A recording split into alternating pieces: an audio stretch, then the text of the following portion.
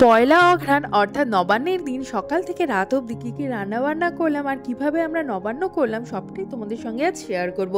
Hello everyone, this is Tuli, welcome to my another video. আশা করছি তোমরা সবাই খুব ভালো আছো। অঘ্রাণ মাস পড়ে গিয়েছে, অর্থাৎ নবান্নের দিন সকাল সকাল মা আর কাকিমণি মিলে নতুন চাল নতুন ধান থেকে কুটে বের করে তার মধ্যে সিজনের সব রকম ফলমূল তার সঙ্গে কাঁচা দুধ দিয়ে তৈরি করেছে নবান্নের নতুন। তো সেটা সবাইকে দিয়ে তারপরে আমাদের মধ্যে যে নিয়ম রয়েছে বাড়ির বড়দের, সে পূর্বপুরুষ হোক সব গুরুজনদের প্রণাম করে নিয়ে তারপরে নতুন দিতে হয়। আমার শ্বশুরবাড়িতে যেহেতু নবান্ন নেই যতটা জানি, তো যার জন্য আমি এখানেই চলে আসি। আমার হাজব্যান্ড এবার আসতে পারেনি কারণ স্কুল টিউশন কোনোটাই অফ নেই, তো যার জন্য আমি চলে এসেছি। তো নবান্ন নতুন নেওয়ার পর আমরা বসে গেছি এখন খাওয়ার জন্য। নতুন চিড়ে, তার সঙ্গে দই, মিষ্টি, নলেন গুড়ের মিষ্টি গুড় সব কিছুতেই নতুন খেয়ে নেওয়া হয়েছে।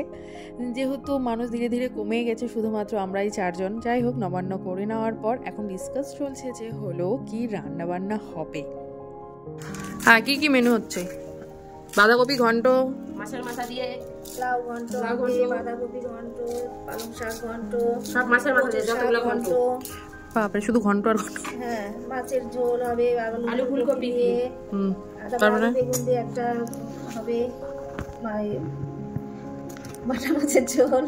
রায়কোর মাছ আছে তোমার? বাটা মাছ, চাটনি, পায়েস, তারপর হচ্ছে মিষ্টি তো আছেই, দই দই। সবজি বাজার, মাছ বাজার সব কিছু আগে করে নেওয়া হয়ে গিয়েছিল। এখন শুধু রান্নার রেসিপিটা ঠিকঠাক করে নেওয়া হয়েছে, তো সেই হিসেবেই সব কিছু সবজি কেটে কুটে নিয়ে নেওয়া হয়েছে। আর আমাদের মধ্যে নবান্নের নতুন চাল মানে নতুন ভাত খাওয়া হয় রাত্রিবেলা। সারাদিন এই আর কি নতুন যে চিড়ে খাওয়া হয়েছে তার সাথে মুড়ি বা অন্য কোনো কিছু টুকিটাকি খাওয়া হবে, কিন্তু ভাত খাওয়া হবে একদম রাত্রিবেলা। সারাদিন এগুলোই খাওয়া, তো যার জন্য একটু মুড়ি মাখা করে নেওয়া হয়েছে। সবাই মিলে একটু মুড়ি খেয়ে নিয়েছে, আর আমি খেয়েছি হলো একটু জলপাইও। কাকিমুড়িদের কাছে জলপাই খেয়ে নিয়েছে। তারপরে এখন রান্না শুরু করে দিতে হবে। তার আগে মাছ আর সবজি সব কিছু ধুয়ে নিয়ে গুছিয়ে নেওয়া হয়েছে যেন ঝটপট রান্না বসিয়ে দেওয়া যায়। আর এবার রান্নার দায়িত্ব আমি আর কাকিমুনি নিয়ে নিয়েছি, কারণ প্রত্যেকবার মা রান্না করে, তার জন্য মাকে এবার রেস্ট দিয়ে আমি আর কাকিমুনি দুজন মিলে কিন্তু এবার রান্না করব। তো যার জন্য এখানে প্রথমে বসিয়ে দিয়েছি হলো কচু শাক, আর অন্যদিকে ভাজাভুজি। আমি কিছুটা করে নেওয়ার পর কাকিমুনি এখানে মাছ ভাজতে শুরু করে দিয়েছে।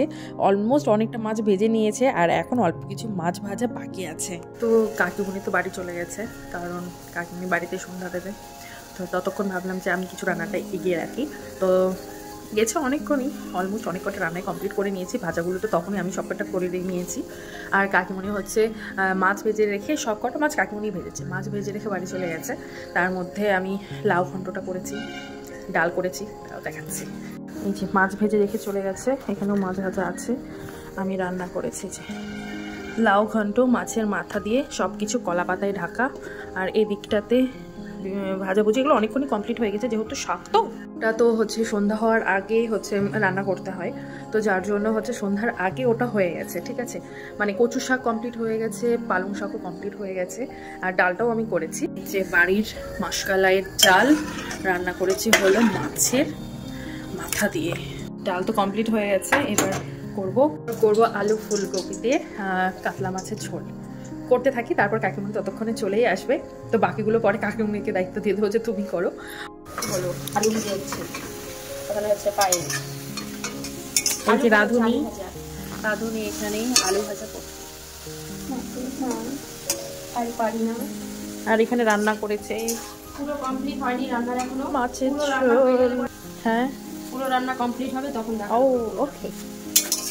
আর এখানে বসিয়ে দিয়েছি আমি পায়েস। একবার পুরো তো শুনতেই পেলে বলেই দিল যে পুরো রান্না কমপ্লিট হবে তারপরে। তো দেখো আমি এক ঝলক বলিয়ে দিচ্ছি কী কী রান্না হয়েছে। এখানে লাউ ঘন্ট তখন দেখালাম, এখানে ফুলকপি দিয়ে মাছের ঝোল, এখানে মাসকলাইয়ের ডাল, মাছের মাথা দিয়ে, তারপরে জলপাইয়ের চাটনি, আলু বেগুন দিয়ে রায়কুল মাছের ঝোল, কচুর শাক, 5 রকমের ভাজা আর সব কিছু।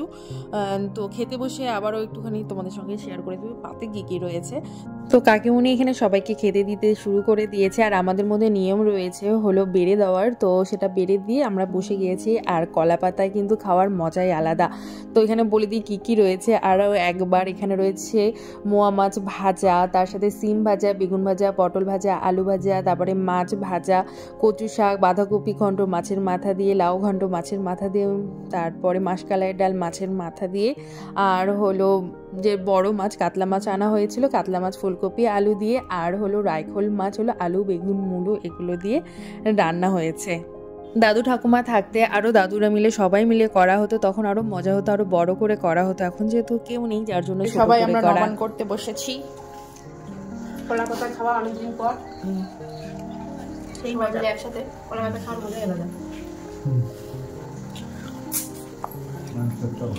রান্না কেমন হয়েছে?